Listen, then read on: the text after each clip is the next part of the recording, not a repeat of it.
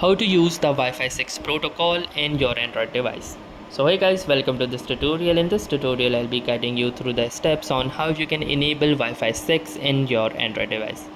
So in order to enable Wi-Fi 6, the first thing that you will need to do is simply go to the settings of your Android device. And now once you are inside the settings, you can either find it in the Wi-Fi option or either in the connection and sharing option. In my device it is present in the connection and sharing option, so I'm gonna click here, and then from here you will see this personal hotspot. So simply go to personal hotspot, and then under personal hotspot you will see hotspot settings.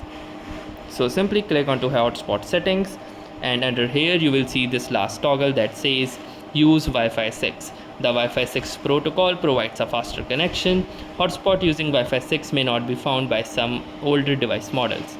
So simply make sure to enable this toggle, and now your phone will use the Wi-Fi 6 protocol whenever you are using your Wi-Fi hotspot. So that was all for this tutorial. Thanks for watching and have a nice day.